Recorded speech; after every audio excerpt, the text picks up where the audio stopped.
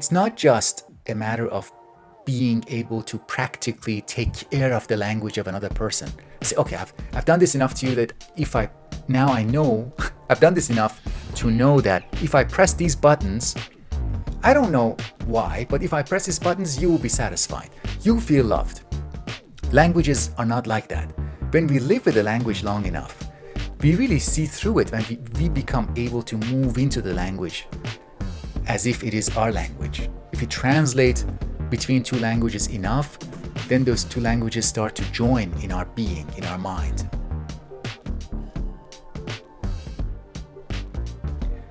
All right, so love languages. Love languages, or languages of love. It's a theory. In my opinion, it's a useful heuristic. It's a cute, easy to grasp idea framework that allows us to start thinking about communication in the context of romantic love. Okay, so let's begin with what the basic theory is, what the basic idea is, and then let's explore it from different angles and maybe even see in what ways we can start to move beyond it or be a little bit skeptical of it while still using it. The basic idea in its most general form is that people are different from each other. We can divide people into categories based on how they communicate love, based on how they give expressions of love and how they receive expressions of love and how they grasp when these expressions that they receive has an impact on them and when it does nothing for them. You don't need to agree on the exact languages of love, how many they are, what they are exactly. All we need as a starting point is the recognition that these languages could be different from each other. And if they are, imagine that you are communicating or you're present with a romantic partner or a potential romantic partner, and this person is expressing love to you in a language that is not your primary language, that you don't really you don't have that sensitivity, the required sensitivity that makes that language your love language. So the other person is giving you some signals. Let's say they are giving you a gift or they are spending quality time with you. And for them, they are putting an effort there. They're doing something. And from their perspective, what happens is that they are feeling satisfied. They are satisfied with what they are doing. And for them, it is like, wow, this is really something. I'm really doing something. And they get the intensity they experience. Unfortunately, they might be the only person who is experiencing that intensity, but they're experiencing the intensity of giving that expression. On the other side, you, who doesn't share that language as the primary language, for you, that's not significant. For you, that is only the literal, the experience is only the literal or the experience of the superficial features that you are just physically in the same space with each other. You don't see it as spending quality time that then is translated into love, because you need to speak the language to know what something means. All right, so that's the essential feature, that based on the different languages we speak, we might be differently satisfied. One person might be really satisfied with what they are giving or what they are receiving. The other person might not be. And even if we speak the different languages, and even if we are aware of these languages, we are not satisfied at the same time if we don't speak the same language. So the best we can hope for is the division, a kind of division. Let's say on Mondays we speak your language, on Tuesday we speak my language, and in a week we are, over a course of a long term, we are both happy. That doesn't seem very enticing. It doesn't seem like that is the best case scenario. I think what we should keep in mind is that is a human capacity to understand language in its most general sense. I'm sure many of us, many of you, I have experienced that, being in the presence of someone who doesn't share any of my languages.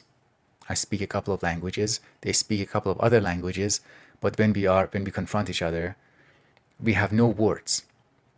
Sometimes in that situation, we still try to talk, we still use words, and I know that the other person is trying to express something. And that is really key.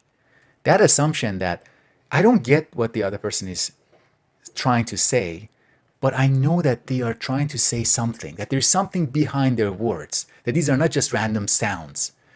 We can apply that to the love languages idea, that even if we don't understand the language of the other person, we can still be present, we can still have the presence of mind and cultivate a kind of mindfulness that allows us to see, to recognize that something is going on behind these words, behind these acts, behind these superficial signs. And that thing is important. It has to do with the experience of another person who values us, who regards us, who sees us as their significant other or a potential significant other. And that could be that recognition that something is going on and that the other person hopefully also notices that in what we are doing, we are also trying to express love, affection, our recognition, our regard for the other person in the way that we know how. And that recognition that we are speaking different languages would be the starting point of starting to these languages starting to move towards each other and maybe have a kind of translation. And if you translate enough, it becomes natural. It's not just a matter of being able to practically take care of the language of another person. I say, okay, I've done this enough to you that if I now I know I've done this enough to know that if I press these buttons, I don't know why, but if I press these buttons, you will be satisfied. You feel loved. Languages are not like that. When we live with a language long enough, we really see through it when we become able to move into the language as if it is our language. If we translate between two languages enough, then those two languages start to join in our being, in our mind, such that it's not just a matter of, it stops being a matter of just pressing a button objectively, pressing a bunch of buttons. It becomes a matter of learning what these buttons mean so that I also feel something with you if I press those buttons, if I speak your love language long enough. I don't just become efficient at performing something, I become able to know, to really genuinely participate in a new language. So that is the hope. That's why love languages, their understanding is only a starting point. And we shouldn't use it. The wrong way to use love languages is to say, so we are different and there's a gap between my language and your language and we can never understand each other. Therefore, the best I can hope for is finding someone who speaks my language so we can press each other's buttons and know what we are doing and be satisfied and happy with each other. That's not the only or the best thing we can hope for. The best thing we can hope for begins with difference and the recognition of that difference, and then trying to translate and move back and forth while maintaining the difference.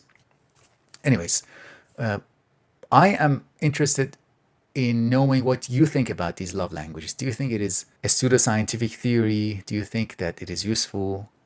Are you familiar with it? Have you applied it in your own life, in your own relationships? Do you think it really is important that we initially speak the same language of love as our romantic partner, as our significant other? Or can we learn? Can we learn to speak a different language? Yeah, let me know what you think. This is a topic that I'm really interested in. It's fun, as I said. I see it more as a cute pop psychological theory, but I enjoyed talking about it. Anyways, thank you for your time, for your attention, and I'll speak with you next time.